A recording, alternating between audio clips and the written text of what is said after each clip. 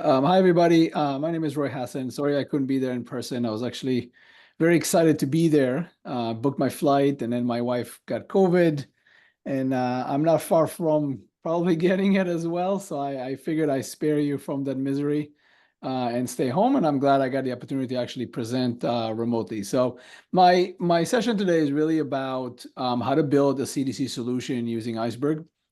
One of the big benefits of Iceberg is that you can update and delete and insert data very easily on object store. So I want to talk about that CDC use case and kind of understand what are some of the gotchas and the caveats and the challenges that you're still going to face with building a solution on top of Iceberg for CDC.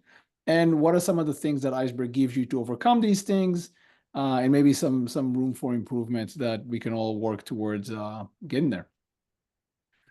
Cool. So quickly, my name is Roy Hasson again. I'm the VP of product at a company called Upsolver. We have a Lakehouse management solution built on top of on top of Iceberg. So we bring data in through ingestion from a lot of different sources, CDC included. We do table management behind the scenes, like compaction, optimizations, and things like that. And then we have kind of built in a data observability that covers all those bases, but a solution that makes it easy to bring data into the Iceberg Lake and manage it there. We do also work with Snowflake. If you want to use Iceberg and then query it with Snowflake, we can do that as well. Previous experience, lots of stuff. More relevant, 2.5 years ago, worked for AWS, some of the analytics services there. Very excited about kind of what they're doing and how they're getting involved in Iceberg as well. All right. So I stole this picture from John Cote at Stream. The link for that blog is below there. It's really, really good read about what is CDC. So generally speaking, change data capture is really about being able to take events that are triggered, events that are being done on the source database, let's say Postgres, MySQL. If you insert rows or update rows or delete rows, or you change a schema by adding a column or changing the default value of a column, all of those events get propagated through this change data capture mechanism to an external system. Originally, this was designed to keep two databases in sync, right? The master and the standby, keep them in sync, or master and master. But then we've been using them over the last few years as a way to get data out of these databases and into analytic systems, whether it's into old school Hadoop lakes, data warehouses, but very simple approach. There are multiple kind of methods to deliver CDC. I have a blog post that I wrote. The link is down below there. That kind of gets into more of the intricacies of these methods and why they're good and where they're bad. But in essence, you can write custom logic, just select select queries that does a diff between tables and load the output into a different table that then gets dumped out. Don't really see that often. You see it mostly in like mainframes or old databases. Snapshots and diffs, very similar to the custom logic, but you typically see this approach with older databases that don't have CDC mechanisms built in, where you write some custom logic, custom functions that take snapshots of a table over time, creates diffs, and then dumps those diffs to disk, and then you load it into your data warehouse. And then the more modern ones are the triggers. So be able to put triggers on a system to say, whenever a new row is inserted, whenever a row is updated, I want to trigger an event within the database that then takes the row contents and write it into another table. This is a bit, kind of like not really great, right? Because you basically are creating this extra load in the system, lots and lots of configuration across your tables, not an ideal solution. And then the last one is a log-based CDC mechanism. Typically in Postgres, it is a wall log, write-ahead log.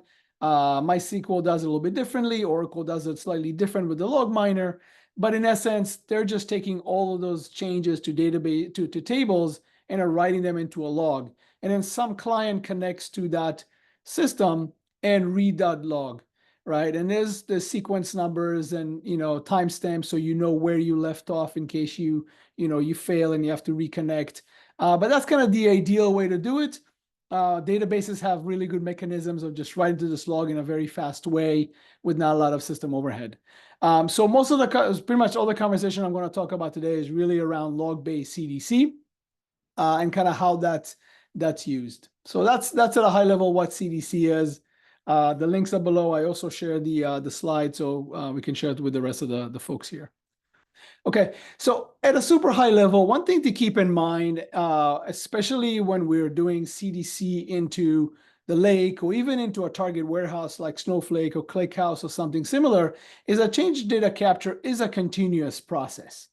What I've seen over the years is that change data capture has sort of been treated as a batch process where I periodically change rows, I transform them, and then I'll load them into the target. And this can happen every 15 minutes, every hour, whatever. But ultimately, a proper way to do change data capture is to continuously collect events from your source database, and as they arrive, materialize them or transform them, and then write them into the target.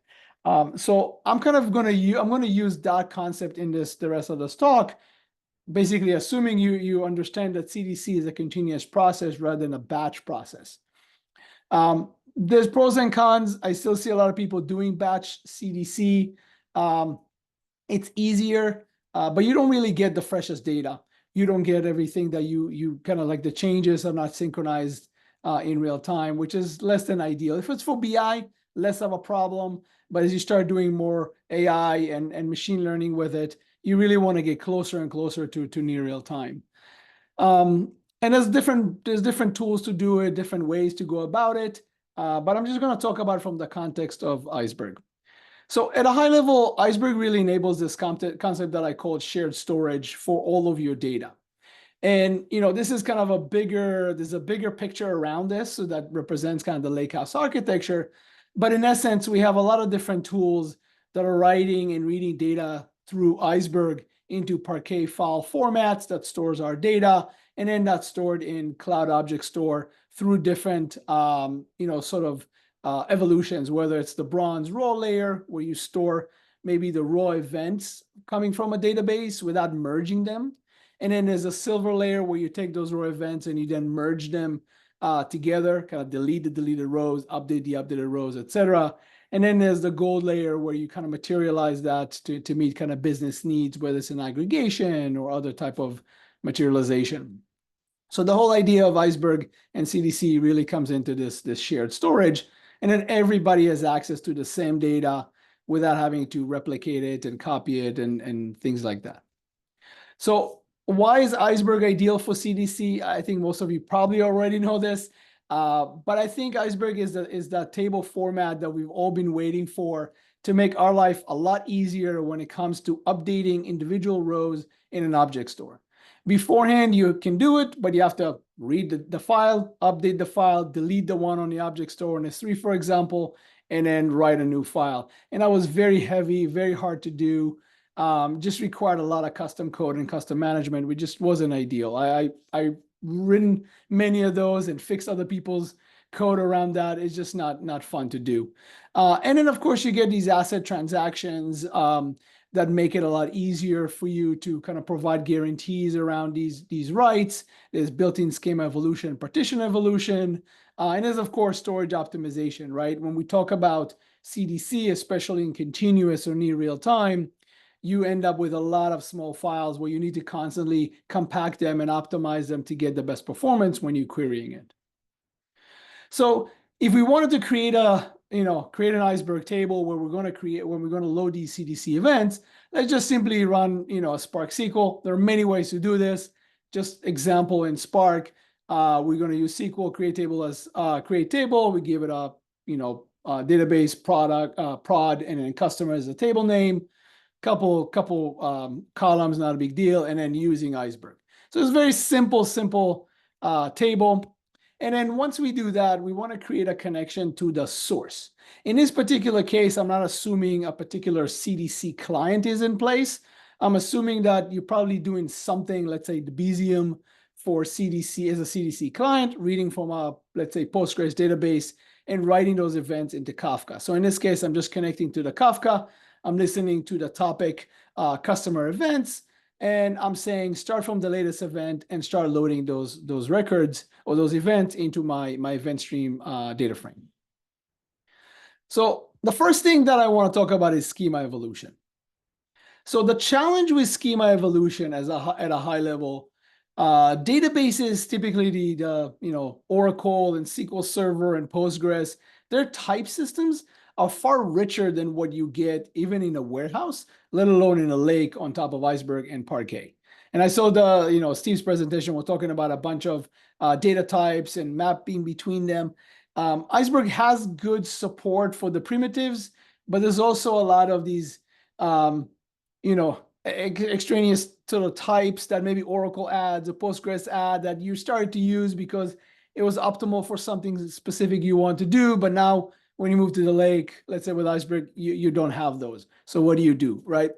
The operational data models change pretty often, right? Because a lot of these databases are served by application teams, and application teams tend to move quickly, add new features, remove features, change features. So the data model constantly change, which means you're adding columns, you're adding structs, you're changing the fields within structs, et cetera, et cetera. So being dynamic and being able to handle that is something that's really important. Schema convention tends to vary. I see this a lot where you have an operational database, let's say inside of SQL Server or Oracle, where all your tables, table names and column names are uppercased. And then when you move them over to the lake, they become all lowercase because you didn't account for that. Right? Now your users are typing commands and are trying to do, looking for tables with upper cases, but there's case sensitivity in your query engine or your BI tool, and things are not working all of a sudden. Or using camel case, and now everything got lowercased. Special characters, I've seen this fairly often where you're in, DB2 kind of mainframe databases where they're using special characters that are just not supported by query engines or even Spark, and then you end up with these problems. Complex types are used more often, right? So structs and maps and arrays and blobs, like we're starting to see that more and more in operational databases. So be able to support those, parse into them, be able to support schema evolution within those nested structs is actually really important. So what does Iceberg bring to the table for this? It actually brings a lot. One of the things is that the schema evolution in Iceberg is mostly metadata only operations, right? So you don't have to rewrite the data files, which is extremely important because every time you touch the data file, it's a heavy operation, requires a lot of processing, especially when your files get compacted and get bigger. Now you have to kind of parse them out and rewrite them, which is very costly. Columns are referenced by this field ID. This is an important aspect of how Iceberg handles schemas. So rather than accessing columns by column name or column position within a table, it always uses field IDs. Every time a new column is added to a schema, a new field ID is used, right? So if you add the column name, you give it field ID 1, and then you delete it, and then you add it again, you're not going to give it field ID 1, you're going to give it field ID 2 or 3 or 4. So even if you deleted something, you create another column with the same name, you're not going to be able to resurrect the old data. Good and bad, but mostly good. So based on that, right, it's good, but in some cases, you have, let's say, files that you created using Hive that are not Iceberg files, data files, but you added them into an Iceberg table. Well, they don't contain field IDs, right? The Parquet files does not have field IDs that's required with Iceberg. So there's a schema name mapping default property that you can add to your schema that allow you to map names to fields. So this is a really powerful feature to say, hey, I got these Hive tables that don't really have field IDs, but I still want to benefit from the Iceberg schema evolution. Well, I can actually do that via this mapping property. Lots of good, standard primitive types, structs, arrays, and maps are supported. I think ultimately, there was a conversation from Steve about variants and others. There's conversations in the community about adding more types, specifically variant, that's going to give us more flexibility, geolocation, geo types, like coordinates and stuff like that, IP addresses. So that stuff is going to come, but definitely something that we need more support for. Within the schema evolution, you can add, drop, update, rename, and actually reorder a lot of primitives, but also nested fields. So if you have a struct that has multiple fields in it and you want to rename one or add another subfield, you can do that very easily within Iceberg without having to rewrite the data. So this is a powerful thing. One thing that really is helpful in CDC, and we're seeing this a lot in kind of like in Oracles, in SQL servers, some in Postgres as well, where users tend to add default values to their tables, and then those default values may change over time.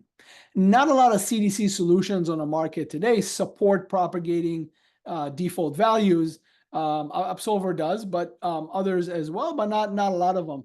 But the cool thing is that in Iceberg, you actually have support for default values. So this is really important, especially when you have super large tables that you've been using for years that have default values. Now you can support them in Iceberg as well. There is also type widening, so you can go from int to a long, for example, but you can't go from like int to a string, right? Those things don't quite work unless you specifically typecast them.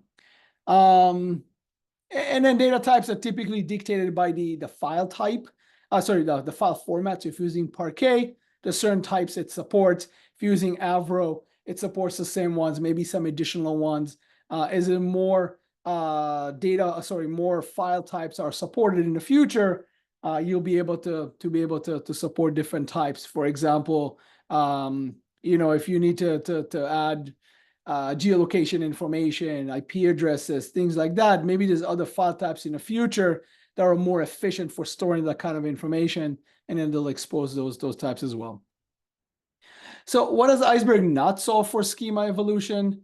Incompatible type evolution. So if you have an int and you want to, transform it into like numeric, or if you want to go into a string, there's no mechanisms to do that. You're going to have to physically, in your code, cast them. Again, safe typecasting, there's no support for that. You'll have to do it inside of Spark or something like that.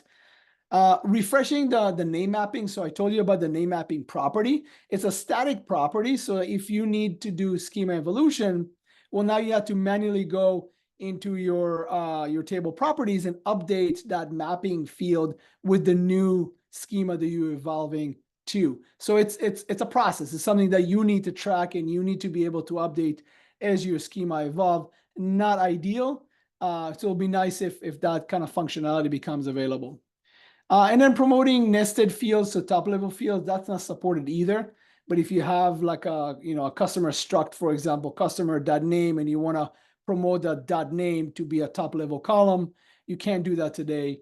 The hope is that in the future you'll be able to do that. Cool. So as we move forward, we want to be able to take our table that we created and we want to manage the schemas on that. So again, like I said, this is kind of where we do a lot of the typecasting. You can actually do select expression inside of Spark and cast. You can use a lot of different data frame or Spark SQL functions to do the casting and the renaming and transforming columns. But typically, this is an operation that you need to do inside of Spark. Now, other tools, like Absolver and others may already handling some of this. But as I'm showing you here in Spark, this is an operation that you have to do on your own. High data volume. So this is something that comes up very, very often, where when I talk about CDC as a continuous process, typically when I talk to people about this, they're thinking about it in a batch mode. Well, if I have 1,000 changes a minute, well, it's a batch of 1,000 changes. I can update my table, let's say every 15 minutes, and then it's 15,000 rows that I update in one time. But as you kind of reduce the latency from 15 minutes to 5 minutes to 1 minute to even less than that, and if you have 1,000 changes a minute, that actually starts to become a really hard problem, especially in Iceberg that's kind of designed from the ground up to support more of the batch use cases rather than the streaming use cases. So what does that mean?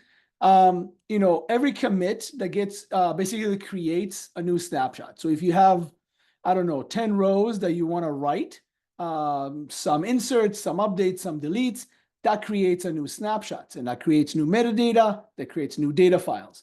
Every commit also requires the catalog to be updated. You have to point to the most current snapshot file so you know which one to get. Typically, what we've seen is that round trip to the catalog tends to add some latency, especially when you're doing a lot of writes. Again, assuming you're doing 1,000 plus a minute, that's a lot of writes that you have to do continuously. So any added latency can cause a problem. We've seen this actually with the glue data catalog, where some operations were just taking longer, which causes us to kind of back off and delay the rest of the writes. Parallel writes it's pretty unlikely due to conflicts, right? So you can actually do parallel writes, but because there's conflicts, you can run against conflicts where you're updating the same kind of the same data files, maybe in different places, but you're updating the same data file. So you're going to end up with a conflict, and you're going to have to back off and retry. So as you try to parallelize these writes, you are increasing the possibility or the probability of you hitting a conflict and then having to kind of retry. And that's just a process that you got to deal with. All right, oops. Merging deletes and updates is slow. It's an async operation, so it kind of takes more time. Again, run into conflicts. The table size can grow very, very fast, especially with lots and lots of snapshots. So your table just can explode very fast. So what does Iceberg give you? Copy on write and merge on read. I won't get into what they are. You can update your configuration for the update, delete, and merge operations, whether you want one to be copy on write or merge on read, so some flexibility. Equality deletes are super important, kind of like delete vectors in Delta. And then there's cleanup functions, as you already know. I'm trying to go a little bit faster. I think I'm running out of time, but hopefully you can give me a little extra time, and we'll get it done. So there's two kind of types for merge on read operations. There are two types of deletes. The most common one is this position deletes. The problem with position deletes, especially for streaming data, is that every time you have to update the position delete file, you have to read the data file, you have to scan it in its entirety to find which rows are to be deleted and identify their position so you can update the position delete file. That is a very heavy operation, especially when you have thousands of data files constantly being written to your table. Equality delete takes a slightly different approach, where it doesn't necessarily has to read the data file itself. You simply pass it like a where clause and say, these delete rows where the ID or the primary key is of this value. And then on the merging side, when you read it, you're going to merge it based on this where filter. I have an example here of kind of where Presto handles this, but I'll show you that in a second. So what does Iceberg not handle? There's no indexes to speed up some of these more operations. There's got to be an optimized snapshotting for streaming. Right now, there isn't. We've been working on some of this at Absolver to contribute back to the open source project. The table locking is there, but it's not really great. It's not fast enough for streaming use cases as well. And the merge on read implementation is primarily on the query side. And that's where we need more maturity from tools like Snowflake and Trino and Presto and Spark to really support it well with position deletes and as well as equality deletes. So very quickly in Presto, the way that they were doing merge on read is that you have a bunch of data files, a bunch of delete files. They create these splits. It's each split inside of the cluster reads the data file and then has to read all the delete files because it doesn't know which delete file belongs to each data file. So it reads all of them. So this is going to create this amplification where every data file you read, you have to read delete files. What if you have 1,000 delete files, right? That becomes a problem. This became really, really slow. So we introduced a change to the Presto code. We also did this for Trino, where you read the data file once, you read the delete files once, And then you kind of build those delete files as a table, and then you broadcast join it to all, sorry, you broadcast it to all the other workers, and then you do this anti-join with the data and the delete, and you produce the results. And with that said, we went from 5 hours down to like 40 seconds in query time, which was insanely fast performance improvement. Are we still good to go? I probably have another 5 or so minutes, if that's okay, Jonathan. Yeah, I think we're good for another 5 minutes. Okay, sounds good. So merging it. So the first thing on the merging, continuing with kind of like the Spark story, we're going to alter the table, and we're going to change the table properties to set the right merge mode to merge on read. So every time I execute a merge into operation, I'm going to be using the merge on read. So it's going to create delete files for me. If it was copy on write, it wouldn't create delete files. It will just rewrite the data files, which would be super slow. So when we're using streaming writes, this is Spark structured streaming. We're gonna take our normalized event data frame that we casted and stuff like that, and you're gonna write it out into an Iceberg table. The output mode is append, which allow us to append data to the table. We're gonna do a processing time of 1 minute. So every 1 minute, we're gonna take a batch and write it out. And then highlighted here is there's an operation where we do for each batch, right? For each 1 minute batch, we're going to call this function write to Iceberg table. And what this function does is under the covers, and this is very, very high level. You can go as crazy as you want, but it basically creates a temp view of the current batch data. So the 1 minute of rows is going to create a temp table for that in memory. And then it's going to take the original table, right, our customer table, and it's going to merge the batch rows, sorry, the 1 minute rows into that final table. And then it's going to use the when matched operation that you probably are familiar with to update, insert, and delete. So this is kind of how Spark handles the ability to take these change events and write them into a table. Not the best or most efficient way to do it. I would say Flink has some better ways of doing it, but I chose this just because it's a bit more verbose and you can kind of see how the operations are happening. Table management is the last one. So what is table management? What are kind of the challenges in that? Compaction and cleanup functions are just not in sync. You have to run them async. So you write the data and then you compact, right? Or then you clean up or expire snapshots. There's optimistic concurrency, which is great on a surface, but when you're doing lots and lots of changes like you do in CDC, that can lead to a ton of retries and failures and just creates a lot of noise, which makes life a lot harder. Any kind of failed compactions or merging of delete files can lead to bad query performance. So if you're trying to compact, but you basically are failing or retrying and then failing, well, then what do, right?